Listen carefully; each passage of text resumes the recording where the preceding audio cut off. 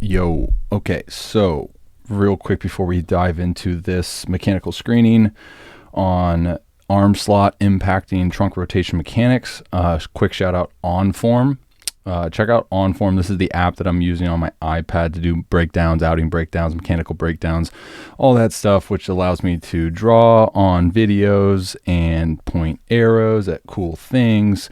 So be sure to check out OnForm on the App Store, Apple App Store. I don't think it's called Apple App Store, Google Play, whatever device you use. So Luis Castillo on the left, Tyler Glasnow on the right.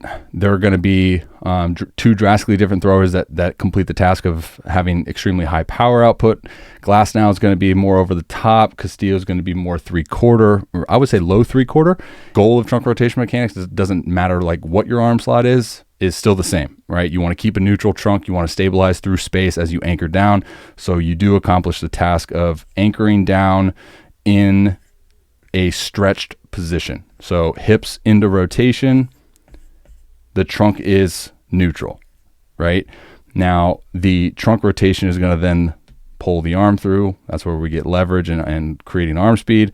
And now the difference of trunk rotation mechanics kind of occurs after ball release and leading up to ball release, because I have talked about how like trunk flexion can actually bring your arm into a greater rate of acceleration.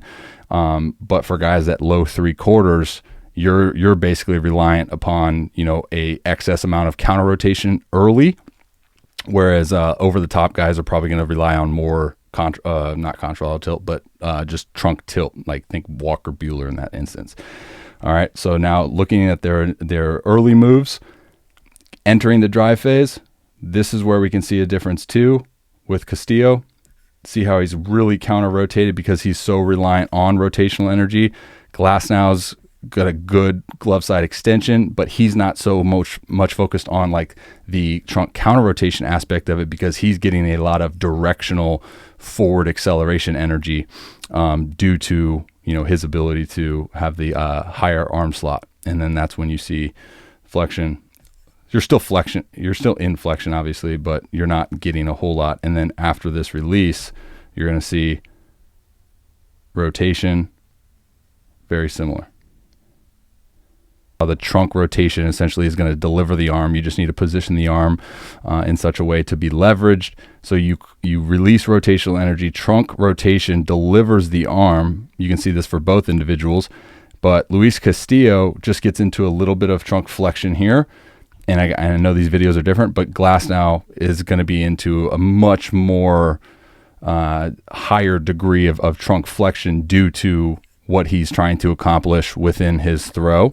All right. So whereas Luis Castillo, due to his low 3/4 arm slot, is probably going to get into more trunk rotation after ball release to give his arm time to decelerate. Glasnow is actually going to get into more trunk flexion to give his arm time to decelerate, right? So if you just look at like plane, establishing the plane of shoulder rotation, and then as you throw, you just want to match that plane into deceleration as well. I talked about that in the ebook. So for those of you guys that haven't checked out the ebook, therobbyroshow.com/ebook. So how the arm angle, release slot angle is going to determine that.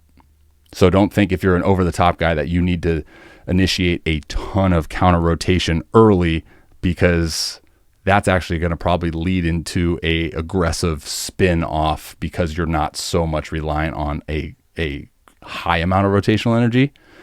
And then it could also give you a pretty good idea of, all right, if I am a low 3/4 guy, maybe I should incorporate some early counter rotation. All right, if I'm an over the top high 3/4 guy, maybe I should incorporate some, just tilt, something very similar to that. Hopefully that makes sense. All right, dudes, Robby Rowe here. Thank you for watching that video. If you're interested in booking your own mechanical analysis, you can click that link right there. Also tell you a little bit about the service and what it entails. Hit that link right there. Subscribe, please. You can also check out that video right there, which is related to the video that you just watched if you want to get some more context on that. All right, guys. Much love. God bless. Till next time. See ya. Strike three! You're out!